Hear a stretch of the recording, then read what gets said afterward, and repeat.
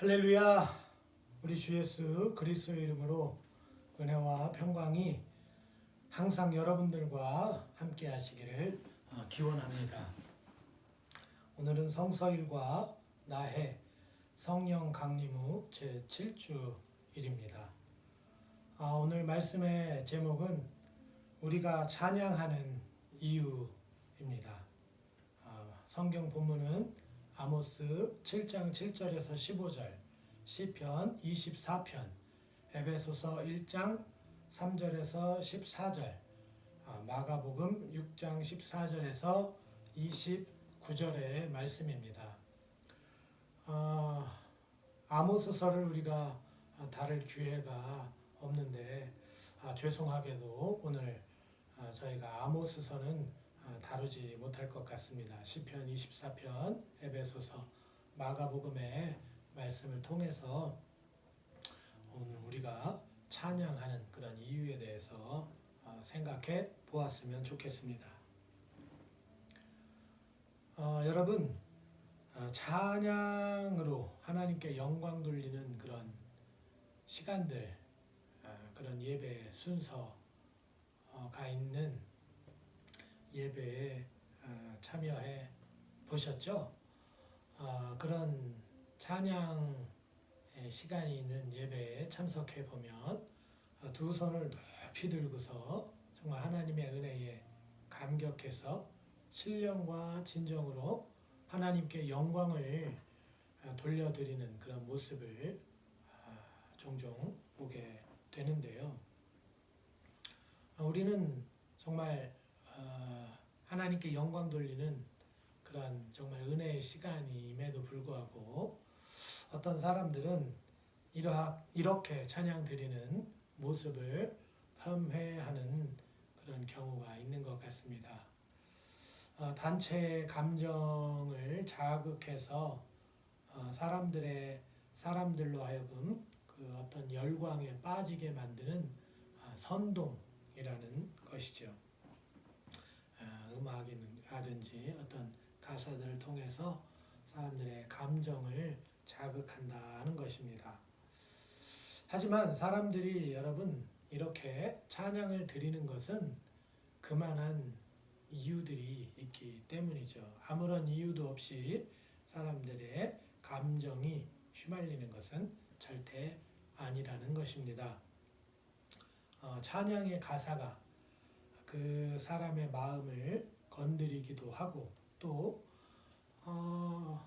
정말 내 주변에서 힘을 다해 성을 다해 하나님을 찬양하는 그런 사람들을 통해서 어째서 저들은 하나님을 저렇게 열정적으로 찬양할까 하는 의구심 속에 하나님의 존재에 대해서 새롭게 인식하게 되는 그런 계기가 되기도 하는 것이죠.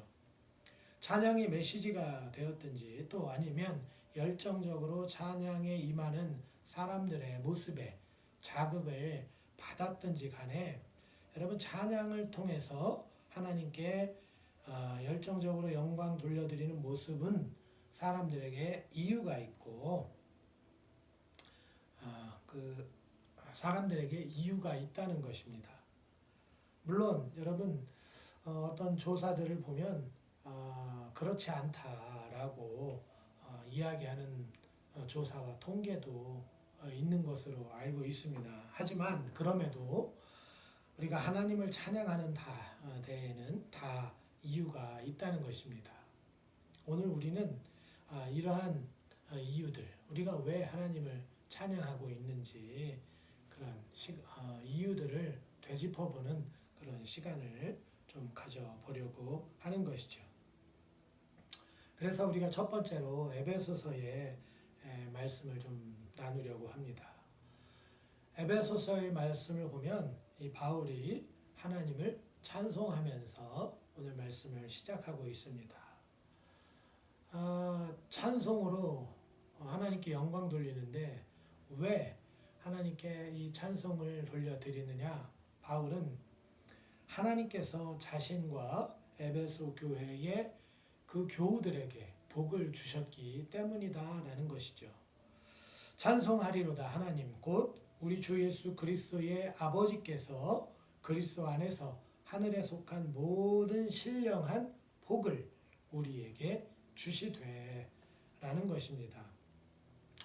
여러분, 바울이 말하는 복은 이 세상의 명예도 아니고 부도 아니고 정말 간단합니다. 하나님께서 창세전에 이미 우리들을 하나님의 자녀가 되게 했다는 것이죠. 이것이 바울에게 있어 복이다라고 선언을 하고 있습니다. 그래서 바울은 에베소 교회 교우들 앞에서 하나님을 찬양하고 있습니다. 여러분이 하나님의 자녀가 되었다고 하는 이유가 기쁜 일이다라고 여겨지시는지요? 내가 하나님의 자녀라고 하는 것이 그렇게 감격스럽고 감사한 일로 여겨지시느냐 하는 것입니다.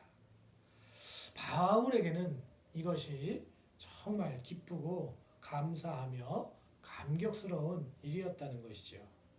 그런데 오늘 말씀에 보면 바울이 여기에 단서를 달고 있습니다. 바로 예수 그리스도로 말미암아라는 단서죠.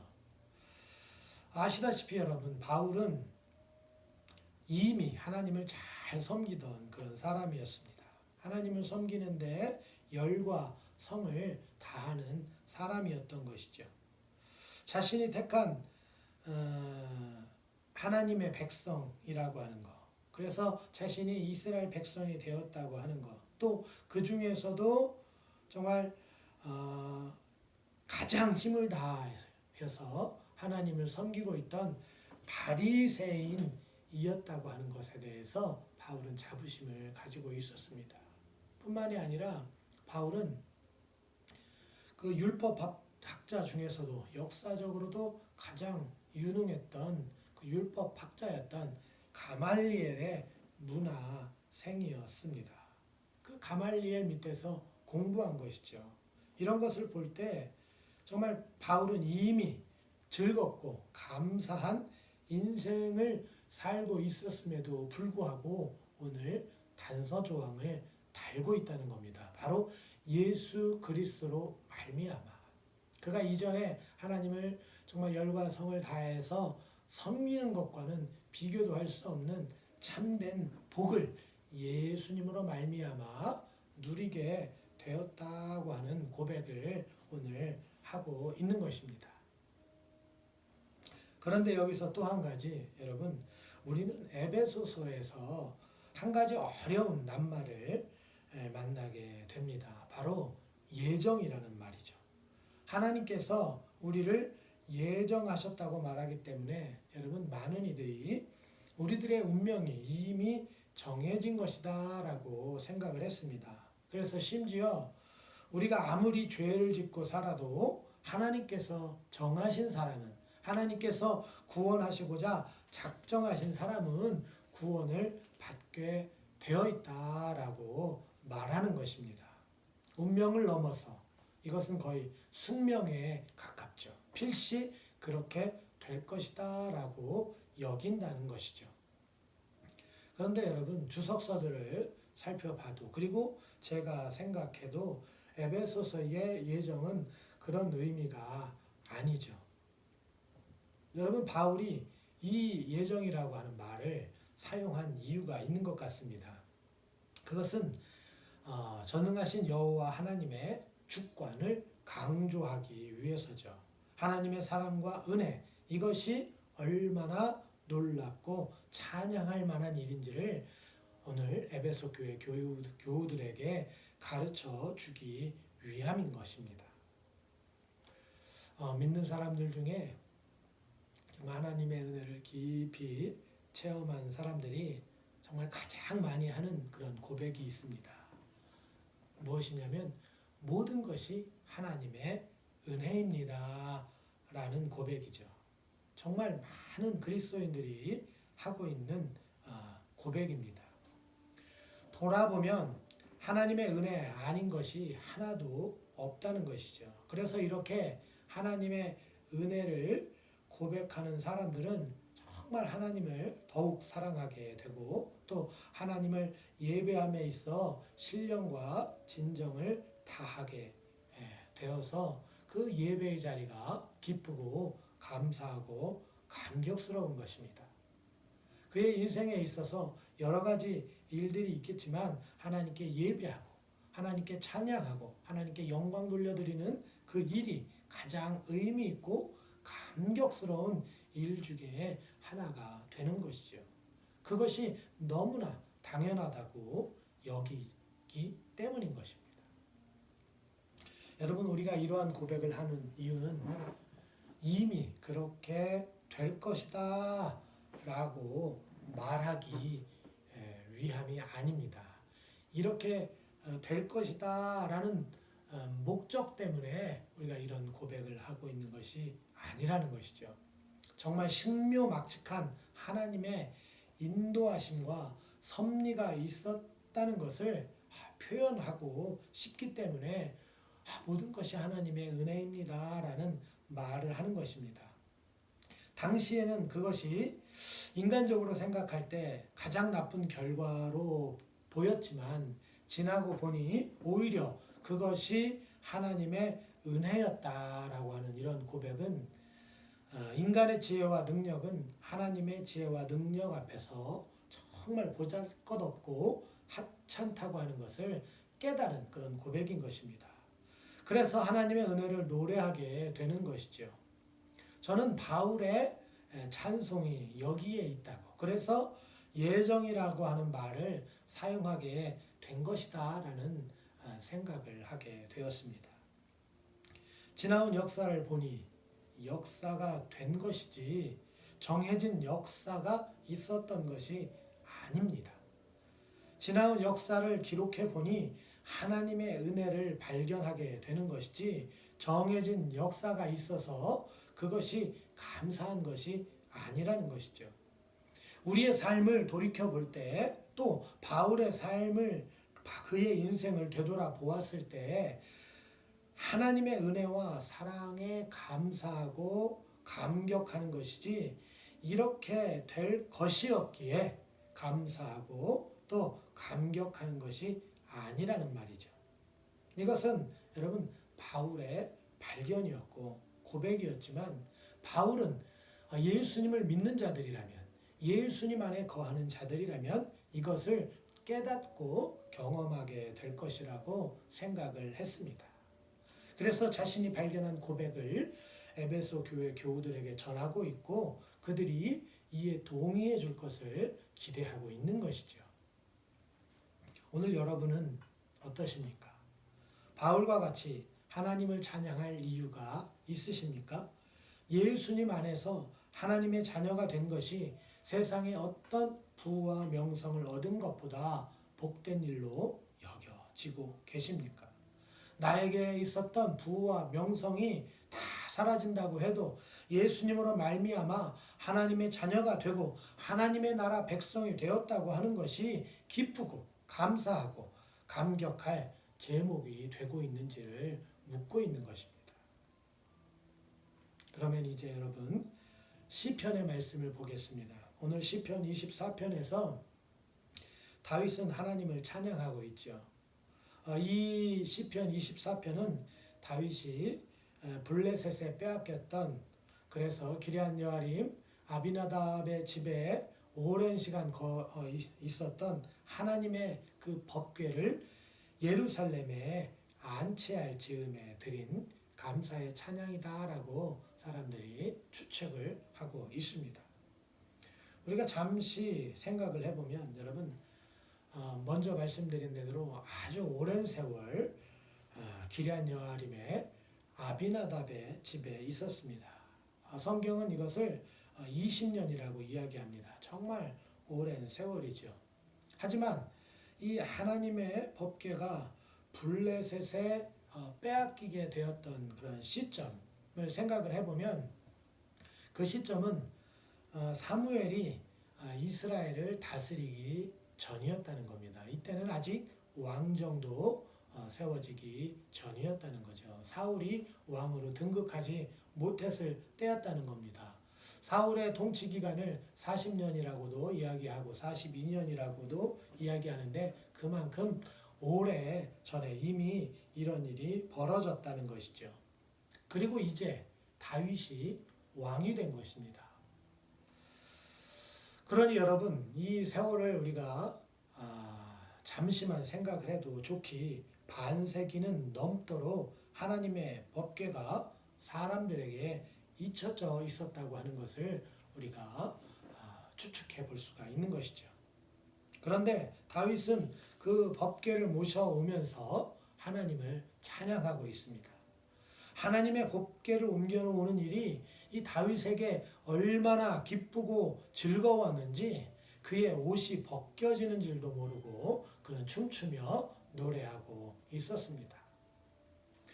다윗이 여호와 앞에서 힘을 다하여 춤을 추는데 그때에 다윗이 배 에봇을 입었더라. 다윗이 온 이스라엘 족속이 즐거워 환호하며 나팔을 불고 여호와의 궤를 메워 오니라. 사무엘하 6장 14절에서 15절에 있는 그런 말씀인데요.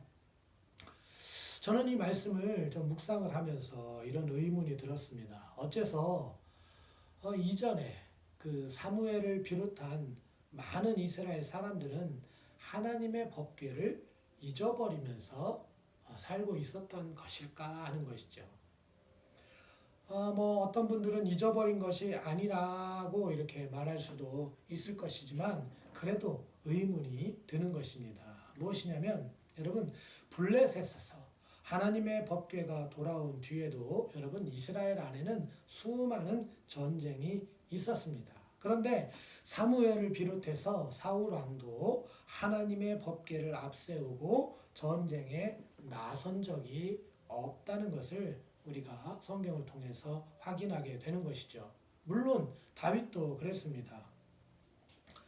하지만 여러분 우리가 이전의 역사를 알죠. 이전에 이스라엘의 전쟁이 벌어지면 이스라엘 사람들은 법궤를 앞세우고 전쟁에 나갔어요. 그러면 이스라엘은 전쟁에서 승리했습니다. 적군은 하나님의 법궤가 이스라엘 군영 안에 있다고 하는 것만으로도 이미 벌벌 떨어야 했습니다. 그러나 여러분 법궤가 이스라엘 영토 기럇 여아림에 있었지만 그들은 하나님의 법궤를 전쟁에 앞세우지 않았다는 것입니다. 이것이 제가 사무엘을 비롯한 이스라엘 사람들이 하나님의 법궤를 잊어버리고 있었다라고 말하는 이유입니다. 모세 때부터 여러분 하나님의 법궤는 이스라엘 생활의 중심이었습니다. 그래서 법궤는 그들의 생활의 가장 중심에 모셔놓고 살았죠. 그런데 여러분 법궤를 블레셋에 빼앗긴 후부터 그들은 하나님의 법궤가 뒷전이 되었습니다. 우리가 속된 말로 거들떠보지도 않은 것이죠. 그런데 이제 다윗이 왕이 된 다윗이 법궤를 돌아보았습니다. 그리고 법궤를 예루살렘으로 모시려 하죠. 자신이 지금 이스라엘의 왕임에도 불구하고 그는 하나님의 법궤가 즉 하나님께서 전쟁에 강하고 능한 이스라엘의 왕이라고 소리를 높이고 있는 것입니다. 문들아 너희 머리를 들지어다. 영원한 문들아 들릴지어다. 영광의 왕이 들어가시리로다.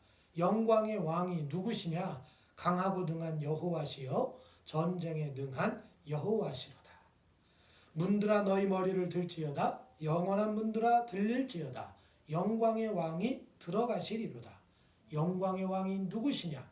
만군의 여호와께서 곧 영광의 왕이시로다. 여러분 다윗은 칭찬할 수가 있었습니다. 누구를 칭찬할 수 있었겠어요? 바로 자신의 휘하에 있었던 장수들이겠죠. 여러분 다윗의 휘하에 있었던 장수들은 전쟁에 능한 자들입니다. 그들은 일당백을 감당하는 자들이었기 때문입니다. 그래서 여러분 다윗은 전쟁에 나가면 승리할 수가 있었습니다. 게다가 다윗이 남과 북의 통일 왕국이 그 왕국의 그 왕위에 오른 후부터 다윗은 전장에 나갈 필요도 없었어요. 왜냐하면 그 휘하에 있는 장수들이 나가서 승전보를 가져왔기 때문입니다. 그러나 오늘 다윗의 고백은 전쟁은 하나님께 속해 있다는 것이죠. 그러면서 하나님을 찬양하고 있습니다. 자신과 자신의 군대가 강한 것이 아니라 하나님께서 강하고 능하시다라고. 그래서 하나님이 이스라엘의 왕이시다라고 말이죠. 여러분, 이 다윗의 오늘 이 시편이 혀에 발린 그런 말일까요? 마음에도 없는 그런 소리를 시로 적어서 기록한 것일까요? 사실은 자신과 자신의 군대가 강한 것인데 그 이스라엘의 종교적인 구심점이 필요하니까, 그래서 어떤 정치적인 목적으로 지금 거짓 장황설을 늘어놓고 있는 것이냐는 것이죠. 하지만 다윗에게는 여러분 하나님을 찬양하는 이유가 있었다는 겁니다. 그가 결국 왕이 될 것이었기 때문에 모든 상황을 견디는 것이 아니라 그의 삶 속에 함께 하셨던 하나님이 계셨기에, 그래서 하나님을 항상 의지하고 경외하고 하나님의 말씀에 순종하였기에 하나님께서 그에게 복을 주셨다고 고백할 수 있었고, 그런 하나님이셨기에 그분을 이스라엘의 진정한 왕으로 모시면서 그 앞에서 춤추고 찬양하며 즐거워하고 감격할 수 있었던 이유였다는 것입니다. 그리고 이제 마지막으로 오늘 마가복음 본문에는 여러분 참 기분이 썩 좋지 않은 그런 기사가 나옵니다. 바로 세례 요한이 정말 맥없이 죽는 그런 현장이죠.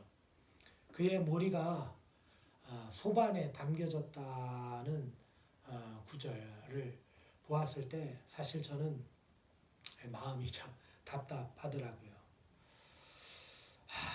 그 귀한 분이 그 메시아의 그 사역을 예비한, 정말 그래서 이스라엘에서 정말 귀한 선지자로 존대받던 그 세례 요한의 인생이 저렇게 처참하고 허무하게 마감했다고 하는 것이 도무지 성경의 기록이다라고 믿겨지지 않았기 때문인데요. 그런데 여러분, 사실 그 예수님의 죽음이 그렇지 않습니까?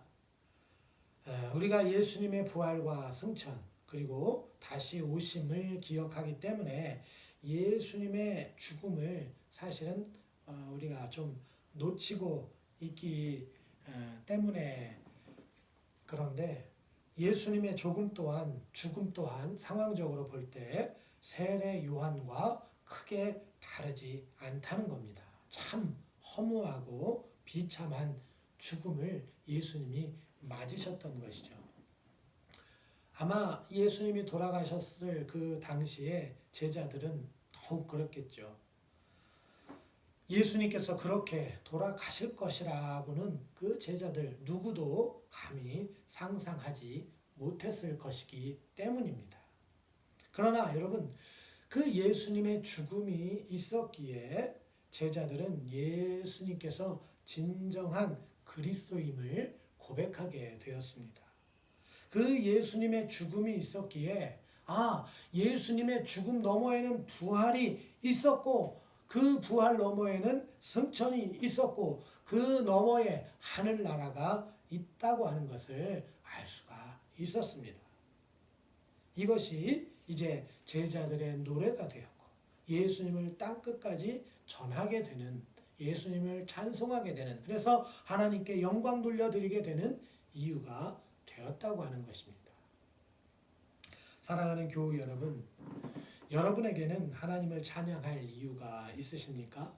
바울처럼, 많은 신앙의 선배들처럼 모든 것이 하나님의 은혜라는 것을 고백하십니까? 아니면 다윗처럼 하나님께서 여러분을 돕고 인도하시며 강한 팔로 승리하게 하는 분임을 고백하고 노래하고 계십니까? 허무한 예수님의 죽음을 넘어 의의 최후 승리를 믿는 담대한 그리스도인들로서 예수님의 다시 오심을 고대하고 계십니까? 여러분, 하나님을 찬양한다고 하는 것은 이유가 있습니다. 그것은 거짓 찬양이 아닙니다. 남이 하니까 그것에 휘둘려서 나도 모르게 찬양에 휩싸이는 것도 아닙니다. 나만의 이유가 있어야 합니다. 내가 하나님을 찬양하는 이유 말이죠. 여러분, 그 이유가 바울과 닮았을 수도 있습니다.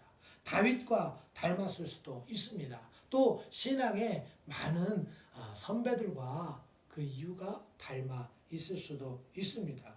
그러나 그 이유가 누구와 닮았든 내가 하나님을 찬양하는 이유가 있어야 하는 것이죠. 그 이유를 깨달을 수 있어야 하고 그 이유 때문에 감사하고 기뻐하며 감격할 수 있는 복이 충만해야 하는 것입니다. 그러므로 사랑하는 성도 여러분, 오늘 여러분들이 하나님을 찬양할 그 이유를 묵상할 때에 하나하나 깨달아지고 또 발견되어서 여러분의 심중에 고백이 되어지는 참된 복이 충만하시기를 예수님의 이름으로 축원드립니다.